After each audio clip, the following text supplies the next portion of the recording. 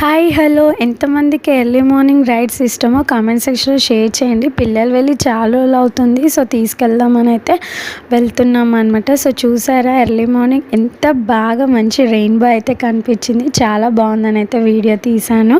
And finally వచ్చేసాం, fresh అయ్యాం, evening అయిందనమాట. సో ఇలా తుమ్మ మొద్దులతో ఎంట్రన్స్ అనేది ఉంటుంది.